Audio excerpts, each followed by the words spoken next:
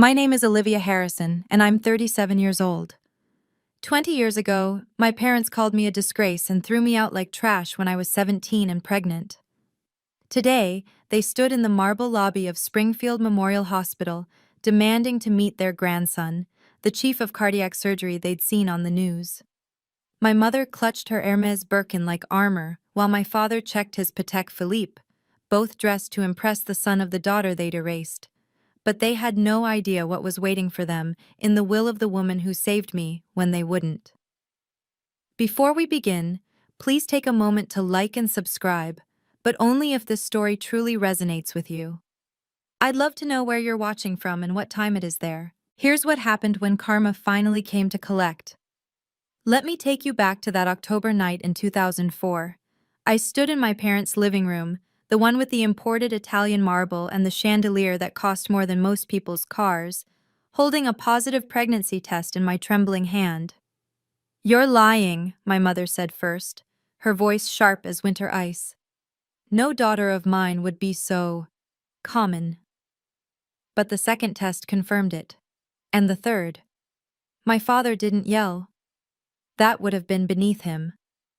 Instead, he walked to my room with measured steps and returned with my suitcase, the one they'd bought for my supposed college tours. He set it by the front door with clinical precision.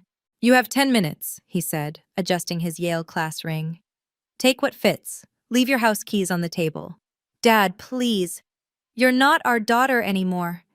He flipped the family portrait on the mantel face down, the one where we all wore matching white shirts and fake smiles.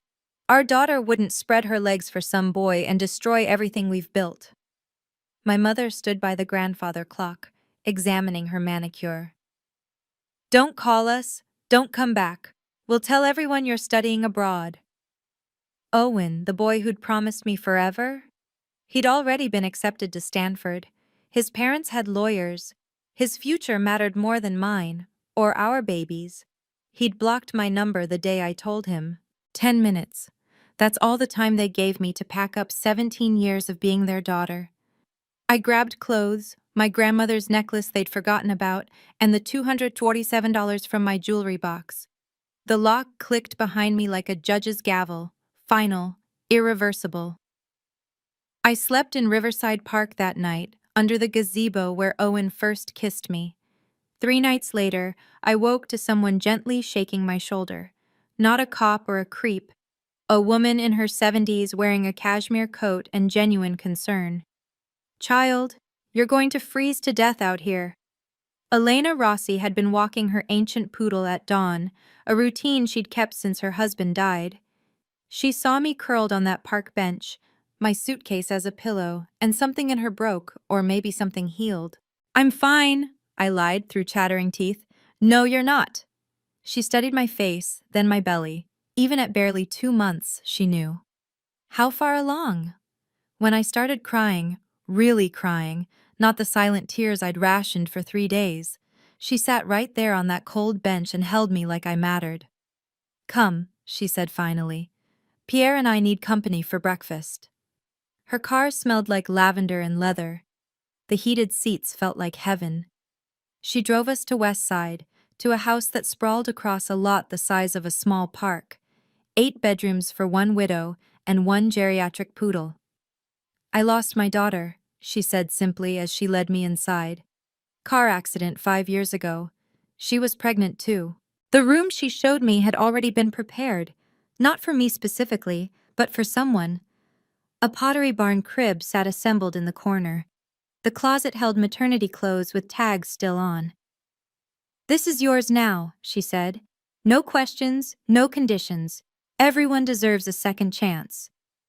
"Why?" I whispered. She touched a photo on the dresser, a young woman with Elena's eyes and smile. "Because Sophia would have wanted me to." That night, I slept in a bed for the first time in 72 hours. Pierre curled up at my feet like a guardian.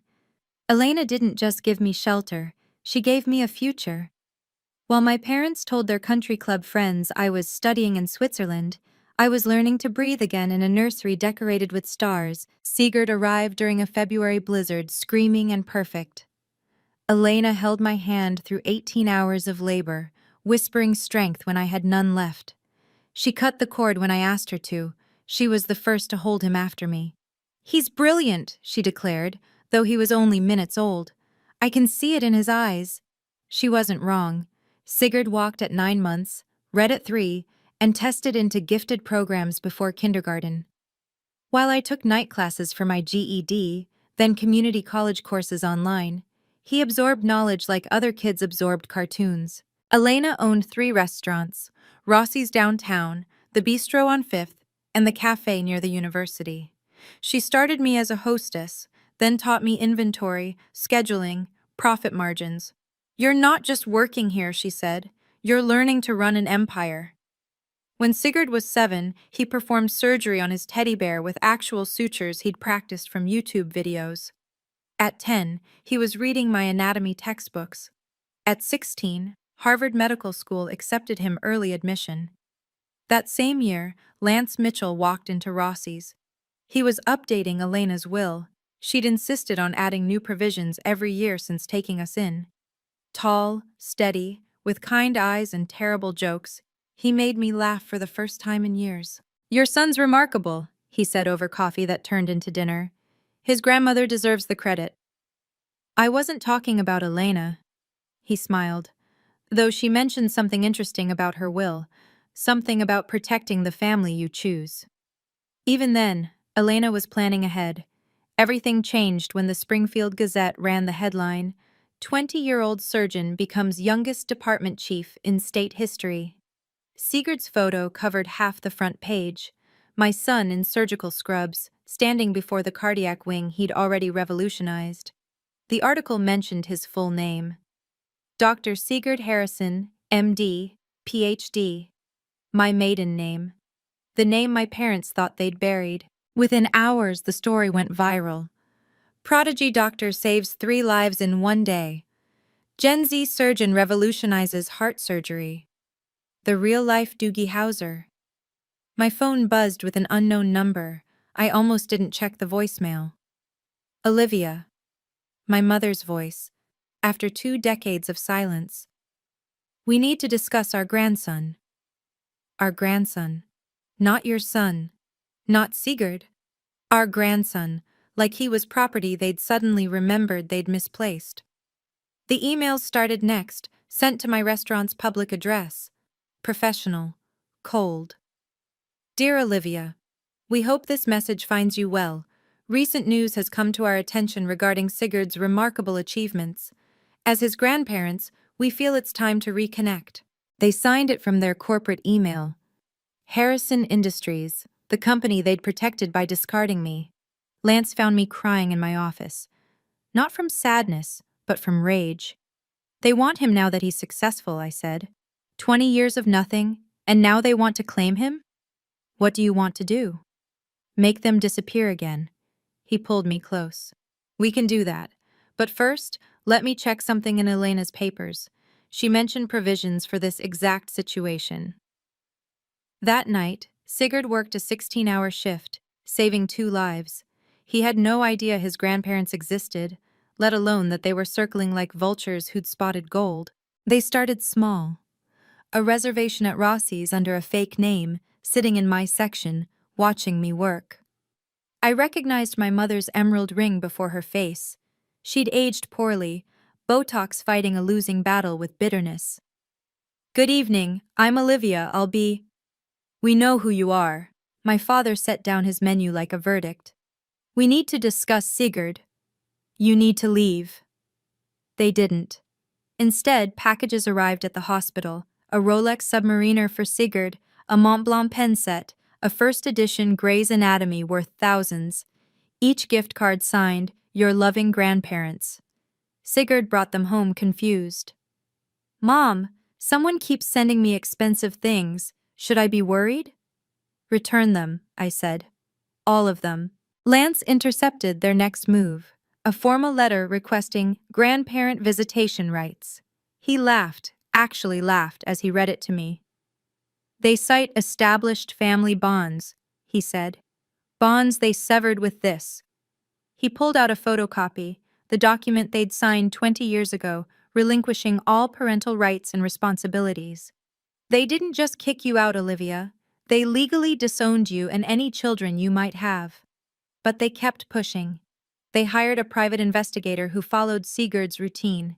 They contacted the hospital board, introducing themselves as Dr. Harrison's grandparents, trying to get invited to fundraisers.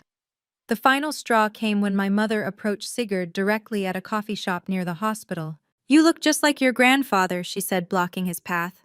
"I'm sorry, do I know you?" "I'm your grandmother, sweetheart. Your mother has kept us apart, but—" Sigurd called me immediately. "Mom, some woman claiming to be my grandmother just ambushed me. Should I call security?" "Yes," I said. "Always."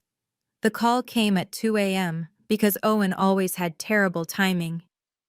"Liv, it's me. Please don't hang up." 20 years, and he still thought "it's me" would mean something. "What do you want, Owen?" "I saw the news about Sigurd. He's incredible. Our son. Now he was our son. When I was 17 and terrified, Sigurd was my problem. Now that he was saving lives and making headlines, Owen remembered his DNA contribution. "He doesn't know you exist," I said. "Let's keep it that way." "That's not fair. I was 18, Liv. My parents threatened to—" "To what? Disown you? Kick you out? Make you sleep in parks while pregnant?" Silence. "That's what I thought. I'm divorced now. My startup failed. I've lost everything." His voice cracked. "I just want to know him. He's my blood." "Blood? You blocked my number when I needed you most." "Your parents contacted me." The admission hung between us like a noose. "They think if I'm involved, you'll be more receptive to reconciliation. They're offering to help me financially if I can convince you." I hung up. Then I called Lance. "They're coordinating," I told him. "My parents and Owen. They're actually planning this together." "Good," he said, which surprised me. "Conspiracy leaves evidence. Forward me everything, calls, emails, texts." Elena was very specific about documentation. The next morning, Owen sent a long email about his father's rights. He CC'd my parents. At the bottom, almost hidden in the signature, was the line that confirmed everything. Consultant, Harrison Industries Family Relations. They'd actually hired him.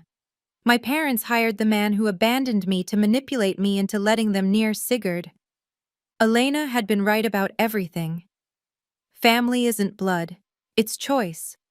And some choices, once made, can't be undone. If you've ever had to stand up against family members who only want you when you're successful, please leave a like to support others fighting for healthy boundaries. Don't forget to subscribe and hit the notification bell. The next part will show you what happens when truth meets spotlight. Where are you watching from, and what time is it there? I genuinely want to know if this story reaches others who understand that DNA doesn't equal loyalty. Now let's see what happened when my parents decided to make their demands public. Tuesday, 3 p.m. Sigurd was 8 hours into a complex pediatric heart surgery when my parents walked into Springfield Memorial's VIP lobby. "We're here to see our grandson, Dr. Harrison," my mother announced to reception, loud enough for everyone to hear. "We're his grandparents, the Harrisons of Harrison Industries." The receptionist called security instead of Sigurd, but my parents had come prepared. "This is ridiculous," my father boomed, his voice echoing off the marble walls. "We donate millions to this hospital. Our grandson is chief of surgery. We demand to see him." Visitors stopped to stare. Doctors whispered. Someone started recording on their phone. My mother, ever the performer, pulled out a handkerchief. Not tissues, but an actual monogrammed handkerchief. 20 years we've been kept from him," she wailed. "We just want to meet our only grandchild." Security arrived as I did, Lance beside me. "Ma'am, sir, Dr. Harrison is in surgery." "Then we'll wait," my father declared, planting himself on a leather bench like he owned it. Which, given the Harrison Industries plaques on the walls, he probably thought he did. The head of security looked at me. Mrs. Mitchell, how would you like us to handle this? My mother's tears stopped instantly. Mitchell? You remarried? You gave our grandson another man's name? He never had your name, I said quietly. You made sure of that when you signed him away. The gathering crowd murmured. My father's face went purple. How dare you? The OR doors opened. Sigurd emerged, still in surgical scrubs, the baby he'd just saved being wheeled to recovery. He looked at the scene. Security, strangers with phones out, two well-dressed elderly people causing chaos. Then at me. Are these the people who've been stalking me? Yes, I said. Then I want them removed. He didn't even look at them. Now. My parents didn't leave. Instead, they called Channel 7 from the hospital parking lot. Within an hour, news vans surrounded the main entrance. My mother had changed into a St. John's suit. She'd brought costume changes for her ambush. My father stood beside her, the grieving grandfather in his Harvard tie. We're heartbroken, my mother told reporter Jennifer Chen. 20 years ago, there was a misunderstanding. We were in shock about our teenage daughter's pregnancy. We reacted poorly. But we've been trying to reconnect, to make amends, and we're being denied access to our only grandchild. She dabbed her eyes with that same monogrammed handkerchief, careful not to smudge her makeup. Dr. Harrison is a medical pioneer, the reporter prompted. You must be proud. Incredibly proud, my father said, though he'd never seen Sigurd save a life, hold a patient's hand, or stay awake for 30 hours to perfect a procedure. The Harrison family has always valued excellence. It's in his blood. In his blood. The blood they'd rejected when it was growing inside me. What would you say to your daughter now? Jennifer asked. My mother looked directly at the camera. Olivia, sweetheart, we forgive you. We just want our family back together. Please don't punish Sigurd for our mistakes. They forgive me. They forgive me. The segment aired at 6. By 7, it had 50,000 views on their Facebook page, the one my mother ran like a lifestyle blog. The comments poured in. Family is everything. Let them see their grandson. Why so cruel, Olivia? Lance shut his laptop. They just made a critical error. Going public? No, claiming they forgive you. That's admission of wrongdoing. And we have the documents that show exactly what they did wrong. The hospital's chief administrator called me in for a friendly chat the next morning. Olivia, this situation is becoming complicated, Dr. Morrison said, fidgeting with his Mont Blanc pen. The Harrisons have donated $12 million over the years. The board is concerned. Concerned about what? The optics. Perhaps one supervised meeting would resolve everything? Would you meet with people who threw you away like garbage? He shifted uncomfortably. It's not my decision to make, but Sigurd's position. Are you threatening my son's job? No, just considering all angles. At Rossi's, customers suddenly had opinions. Family is complicated, one regular told me while I refilled her wine. But forgiveness is divine, don't you think? Even my staff whispered when they thought I couldn't hear. 20 years is a long time to hold a grudge. A grudge, like being disowned while pregnant, was equivalent to a forgotten birthday. Sigurd came home exhausted, dark circles under his eyes. Mom, I had 3 surgeries delayed today because reporters kept trying to get into the OR wing. I'm sorry, baby. I'll fix this. It's not your fault. He collapsed on the couch. But maybe if we just met with them once. No. I could tell them to leave us alone in person. Sigurd, they signed papers stating you don't exist to them, legally. He was quiet for a moment. Can I see these papers? Lance had been waiting for this.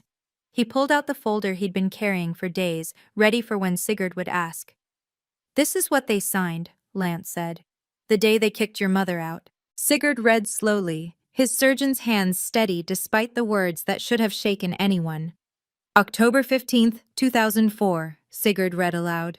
We, Robert and Margaret Harrison, hereby relinquish all parental rights and responsibilities to Olivia Harrison and any children born or unborn. His voice stayed clinical, like he was reading a patient chart. But his knuckles were white. They signed this while you were pregnant with me? Yes. And this line, we acknowledge no financial, emotional, or legal obligations. They wrote that? Their lawyer did. They signed it. He set the paper down carefully, the way he handled scalpels. Tell me everything, Mom. From the beginning. So I did. The 10 minutes. The suitcase. The park bench. Owen vanishing. Everything I'd protected him from for 20 years spilled out in my kitchen while Lance held my hand. Owen Blake is my biological father? Yes. The tech entrepreneur who just declared bankruptcy? I stared at him. You knew. I'm not stupid, Mom. I can use Google. Owen Blake, Stanford graduate, dated Olivia Harrison in high school. He pulled out his phone, showing Owen's LinkedIn. He's been viewing my profile weekly for 6 months. My brilliant, brilliant boy. Why didn't you say anything? Because you didn't. I figured when you were ready, you'd tell me. He looked at the papers again. So Grandma Elena was your real grandmother, the only one who wanted you. She left me something, didn't she? In her will. That's why Lance keeps checking documents. Lance nodded. She left you everything, with conditions. Your biological grandparents can't touch a penny if they abandoned you. How much? 15 million, plus the restaurants.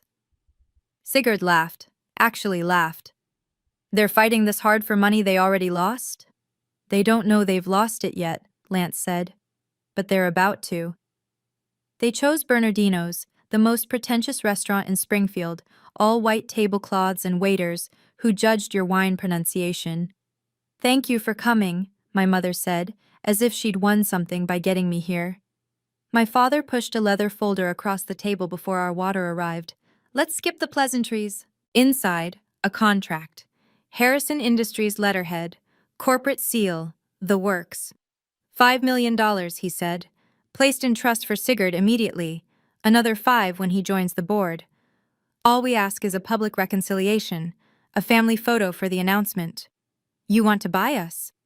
We want to invest in our legacy, my mother corrected, adjusting her pearls. Sigurd is a Harrison. He should benefit from that name.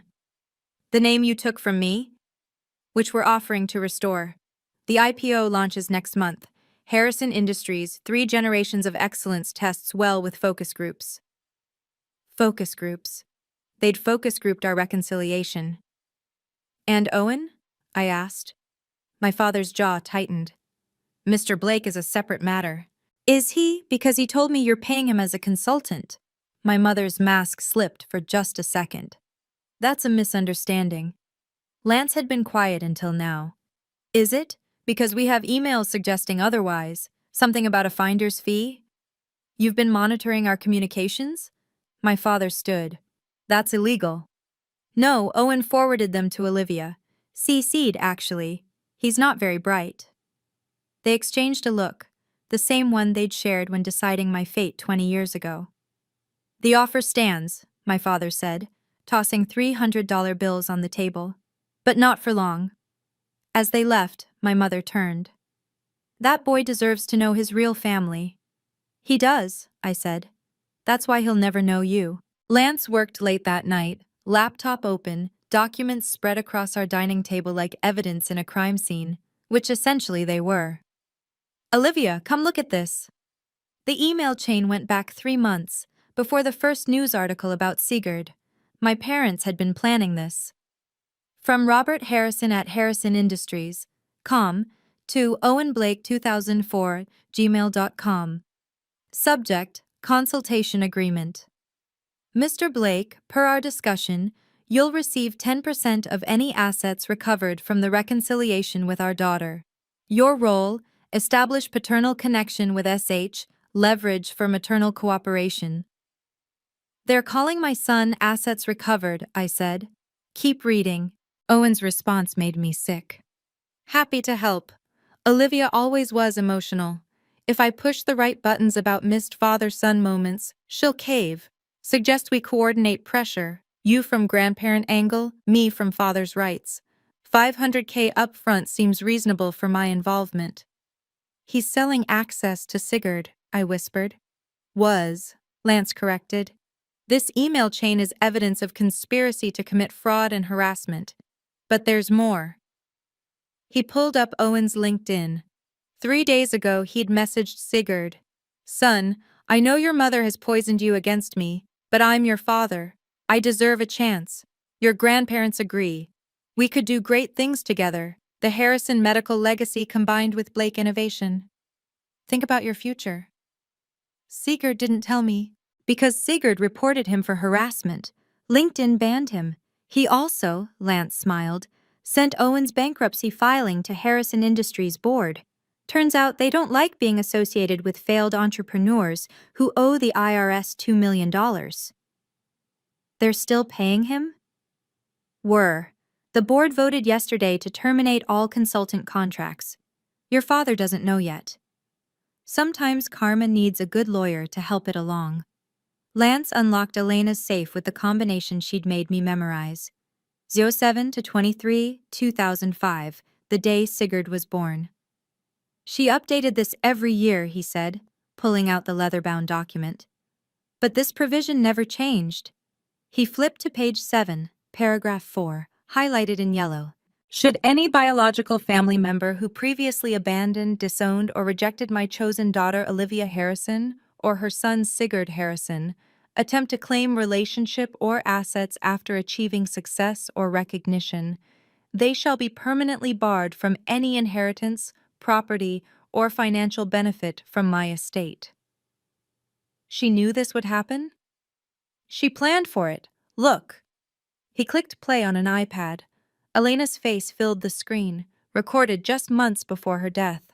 If you're watching this, Elena said, her voice still strong despite the cancer, then Robert and Margaret Harrison have crawled out from whatever rock they've been hiding under. Hello, Mr. and Mrs. Harrison. Yes, I know exactly who you are. I hired investigators the day I met Olivia. I know about the 10 minutes, the suitcase, the family portrait you turned face down. My throat tightened. Even dying, she'd protected us. You threw away a treasure, Elena continued. I found her. She became my daughter in every way that matters. Sigurd became my grandson. And you? You're nothing. Ghosts. Signatures on a paper that ensures you'll never hurt them again. The video Elena looked directly at the camera. Olivia, my darling, they'll come with money and promises. Don't believe them. You have everything, the restaurants, the investments, this house. $15 million, all in your name, protected in trust. They can't touch it. They can't touch you. Be free. The timestamp showed she'd recorded it the day before she died. This is the beautiful part, Lance said, pulling out another document. The original abandonment papers your parents signed. I'd seen copies before, but the original felt different, heavier, their signatures bold and clear, like they were signing a business deal. They didn't just kick you out, Lance explained. They legally emancipated you and simultaneously relinquished all parental rights. But here's what their lawyer apparently didn't explain. Or maybe they didn't care to understand. He pointed to Clause 6. This relinquishment extends in perpetuity to any offspring, born or unborn, of the aforementioned minor. In perpetuity? Forever. They can't claim grandparent rights because legally, Sigurd isn't their grandson. They made sure of that 20 years ago. But they're on TV saying, they're lying, or they never read what they signed.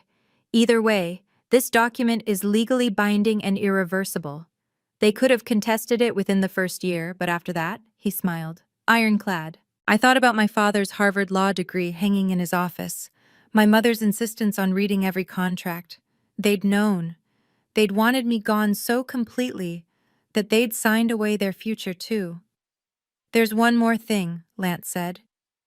If they continue harassment after being shown these documents, we can file for a restraining order.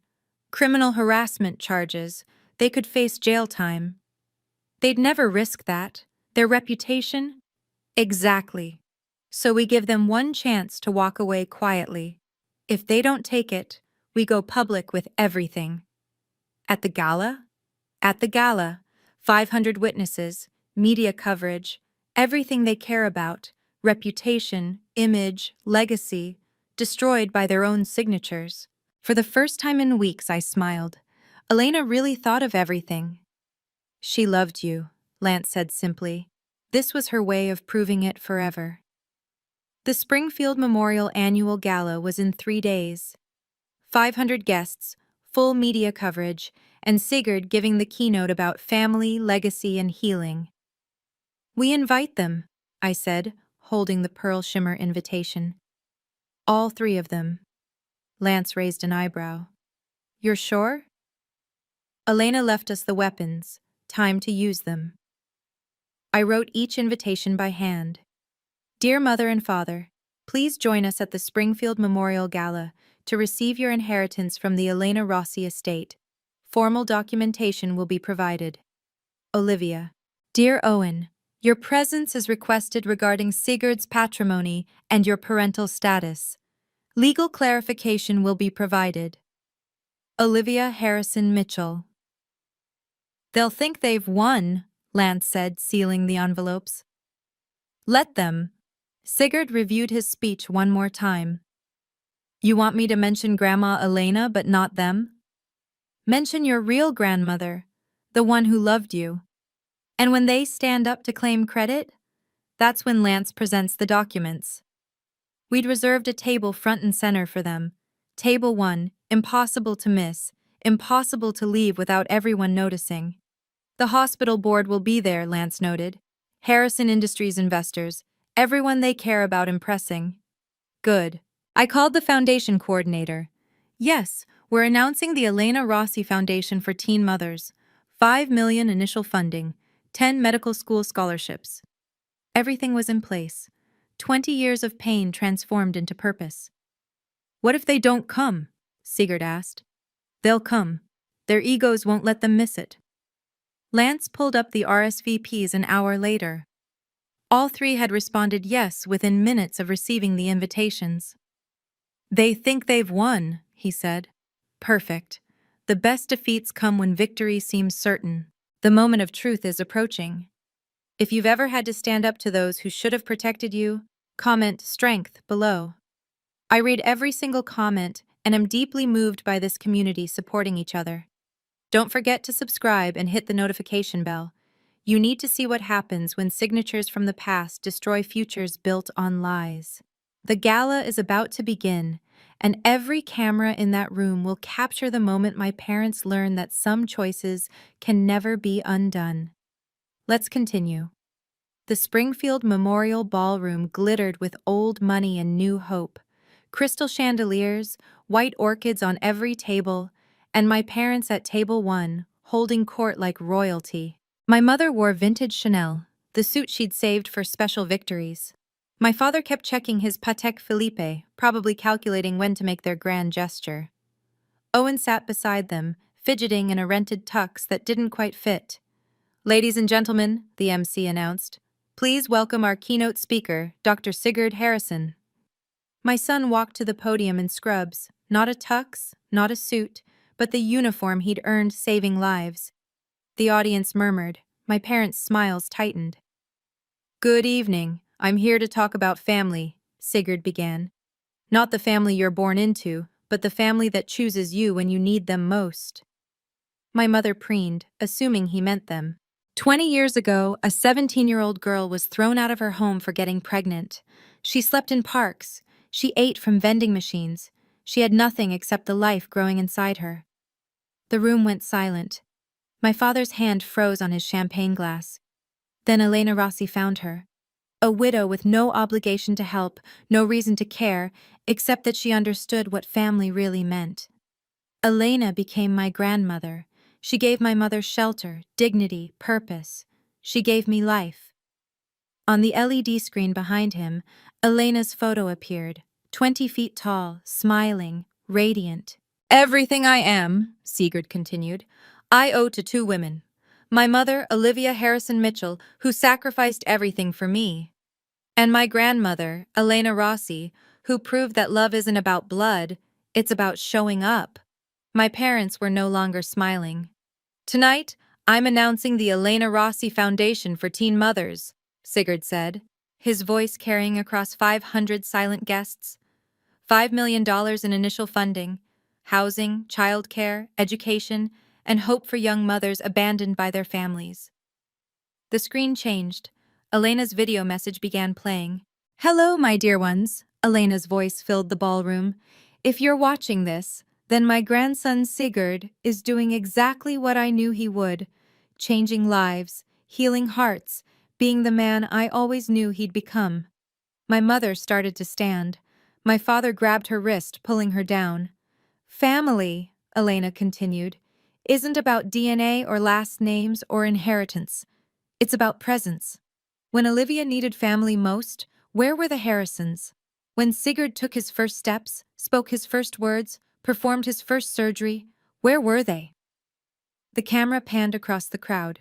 Every eye was on table one. "I leave everything to my real family," Elena said. "To Olivia, my daughter by choice. To Sigurd, my grandson by love. And to those who abandoned them," she looked directly into the camera, "I leave you the truth about what you threw away." Sigurd returned to the podium. "I want to thank my family for being here tonight. Mom," he looked at me, "and Lance, who showed me what a father really is." My mother shot to her feet. "We're your grandparents! We're your blood!" The entire ballroom turned to stare. "No," Sigurd said calmly into the microphone. "You're strangers who share DNA. There's a difference."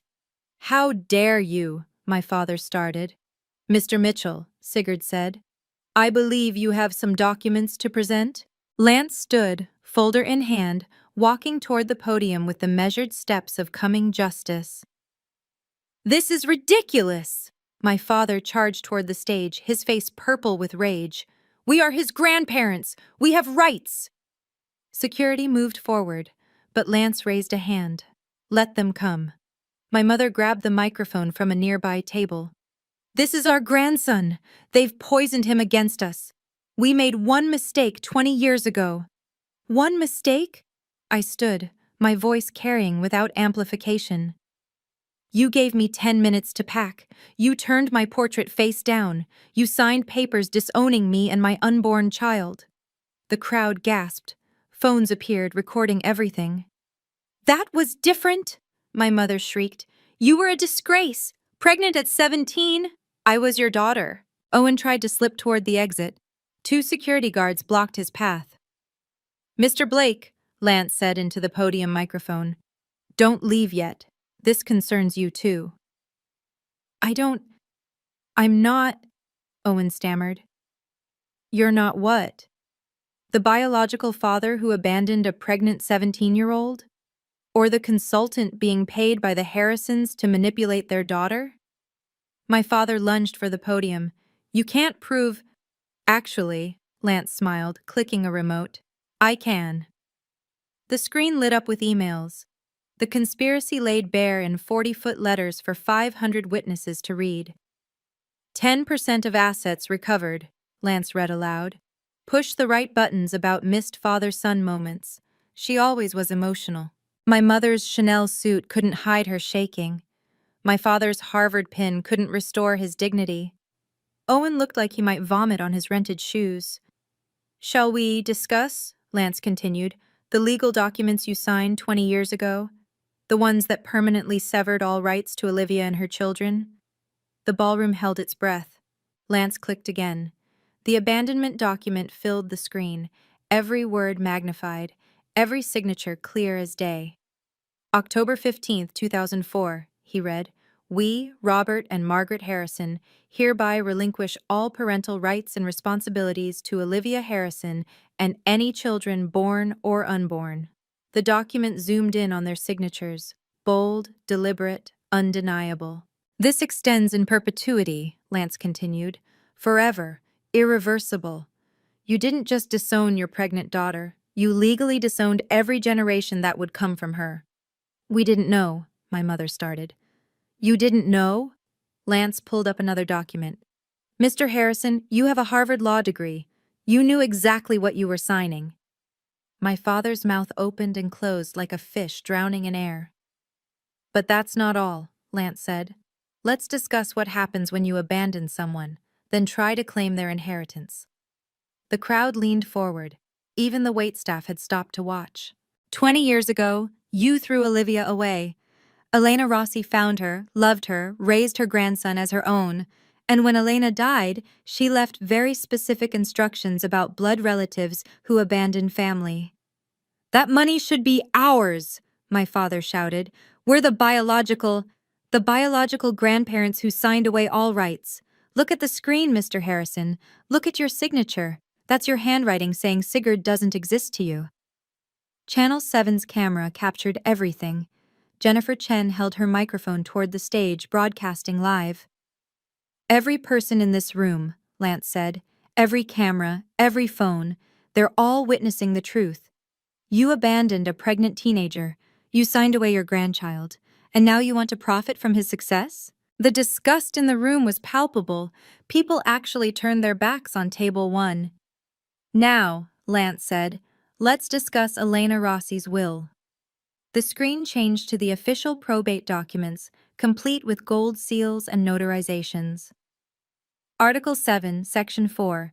Any biological family member who previously abandoned, disowned, or rejected Olivia Harrison or Sigurd Harrison shall be permanently excluded from all inheritance, property, or financial benefit from this estate. She can't do that, my mother screamed. She can, and she did. The estate is worth $15 million. The restaurants, the properties, the investments, all of it goes to Olivia and Sigurd. You, Mr. and Mrs. Harrison, receive nothing. But more importantly, Lance clicked again, showing a video timestamp, Elena left you a personal message. Elena appeared on screen again, but this was different footage. She was looking directly at the camera, directly at my parents. Robert and Margaret Harrison, Elena's voice rang out. I know you're watching this, probably in a room full of people you're trying to impress. Good. Let them all hear this. You are the worst kind of cowards. You threw away a treasure because you feared judgment. I found that treasure. I polished it. I helped it shine. My mother collapsed into her chair. You had 10 minutes to pack your daughter's life, so I'm giving you the same. 10 minutes to leave this gala, leave this city, and leave Olivia and Sigurd alone forever, starting now. Lance looked at his watch. That's 8:47 p.m. At 8:57, if you're still here, I file the restraining orders, the criminal harassment charges, everything. The ballroom was silent, except for the ticking of the massive clock on the wall. 9 minutes, Lance announced. My parents looked at each other, then at the exits, then at the hundreds of phones recording their humiliation. Mr. Blake, Lance turned to Owen, who was trying to shrink into his rented tux. Let's discuss your consulting agreement. The emails returned to the screen. Lance read each one slowly, letting the words sink in. Olivia always was emotional. Push the right buttons. $500,000 up front seems reasonable for my involvement. That's taken out of context, Owen stammered. Is it? Let's see the context. Lance clicked through the entire chain. You approached the Harrisons. You offered to manipulate the mother of your child for money. You called your son an asset to be recovered. Sigurd stepped back to the microphone. Mr. Blake, I want you to know something. I've known who you were since I was 15. I looked you up. I found your Stanford graduation photos, your wedding announcement, the birth announcements for your other children, the ones you didn't abandon. Owen's face went white. I watched you build your life while my mother built hers alone. I saw your startup announcements, your Forbes mentions, your perfect family Christmas cards, and I felt nothing. You know why? Because Lance Mitchell taught me to play catch. Lance came to every surgery observation. Lance is my father in every way that matters. But I'm your biological. You're a sperm donor who's now bankrupt and desperate enough to sell access to the son you never wanted. The IRS already knows about your bankruptcy fraud, by the way. We forwarded them your emails about hiding assets. Someone in the crowd laughed. Then another. Soon, Owen was surrounded by the sound of derision from people who'd once respected the Blake name. 8 minutes remaining, Lance announced. Mr. and Mrs. Harrison, Mr. Blake, I suggest you leave. Now. My father stood, trying to salvage dignity from disaster. This isn't over. We'll sue. We'll. The ballroom doors opened. A process server walked in, followed by 2 police officers. Robert Harrison, Margaret Harrison, Owen Blake? The server held up official documents. You're being served with emergency restraining orders. He handed them each a packet while 500 people watched. These are temporary orders, effective immediately. You are prohibited from coming within 500 feet of Olivia Mitchell, Sigurd Harrison, or Lance Mitchell. No contact through any medium, no calls, texts, emails, or third-party messages. The hearing for permanent orders is in 2 weeks. You planned this, my mother hissed at me. No, I said, standing. You planned this 20 years ago when you signed those papers. I'm just finishing what you started. The officer stepped forward. Folks, you need to leave the premises now, or you're violating the order. This is assault, my father shouted. This is consequence, the officer said calmly. Something I understand you're not familiar with. You have 5 minutes before we arrest you for violation. My mother grabbed her Hermes bag like a life preserver. You'll regret this, Olivia. The only thing I regret, I said, loud enough for everyone to hear, is spending 17 years thinking I needed your love. They walked toward the exit, Owen trailing behind them. At the door, my father turned one last time. That boy is our blood. Blood, Sigurd called out. You bled my mother dry and left her for dead. Elena gave her a transfusion of real love. That's the only blood that matters here. The doors closed behind them. The entire ballroom erupted in applause.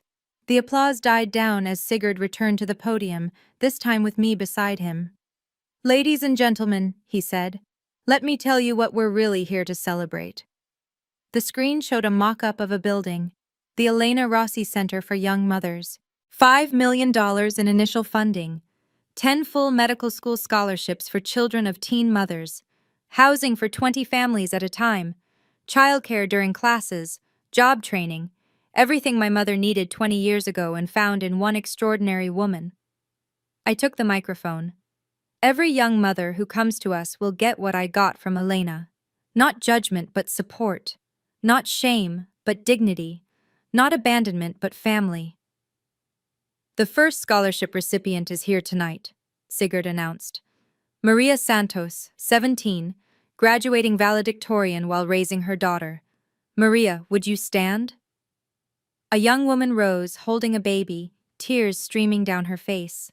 The ovation was thunderous. Maria will attend Harvard pre-med this fall, full ride, with on-site childcare, I said, because that's what Elena would have done. Lance joined us on stage. We're also announcing that Harrison Industries Board has voted to redirect their annual charitable giving. The $12 million they donated to this hospital over the years? It's being matched by an anonymous donor for the Elena Foundation. I knew that anonymous donor. It was the combined savings of every family Elena had helped over the years, paying it forward. In 1 year, Sigurd said, we'll have helped 50 young mothers. In 10 years, 500. In 20 years, when some other scared 17-year-old gets pregnant, she won't sleep in a park, she'll call us. The standing ovation lasted 5 minutes, but the sweetest sound was the silence from table 1, now empty, forever. 3 weeks later, Lance showed me the business news. Harrison Industries stock dropped 30%, he said. The board called an emergency meeting. Your father was voted out as CEO. The scandal had spread beyond Springfield. Family values hypocrites ran in the Wall Street Journal. The 10-minute parents trended on social media for days. Someone leaked the security footage of them being escorted out. It had 12 million views. They're selling the house, Lance continued, pulling up the real estate listing. The Westfield mansion, listed far below market value. They need the cash for legal fees. Their lawyer had tried to contest the restraining orders. The judge not only upheld them but made them permanent after seeing the evidence. What about Owen? Worse. His ex-wife's lawyer subpoenaed our emails. Turns out hiding money from bankruptcy court while owing $200,000 in child support is a federal crime. He's facing 3 years. I felt nothing. Not satisfaction, not pity, just nothing. They moved to Arizona, Lance added. Scottsdale. Your mother's sister took them in. They're living in her guest house. From a 7-bedroom mansion to a guest house. From society galas to exile. The best part? Lance smiled. Remember their church? The one where your father was an elder? They were asked to find a new place to worship. Apparently, abandoning pregnant teenagers doesn't align with their values. Every institution they'd valued more than me had rejected them. Are you okay? Lance asked. I'm free, I said. For the first time in 20 years, I'm completely free. That night at dinner, Sigurd said, the foundation received a donation today. Anonymous, $50,000. We all knew who it wasn't from. 6 months later, we gathered for our weekly dinner. The tradition Elena started, and we'd never stopped. Sigurd carved the roast, using the technique Elena taught him when he was 12. So I saved 3 lives this week, he said casually, like he was discussing the weather. Show off, Lance teased, pouring wine from Elena's collection. The youngest was 4 months old, Sigurd continued. Her mother was 17. She reminded me of someone. He looked at me with those eyes that still saw wonder in the world, despite everything. I told her about the foundation.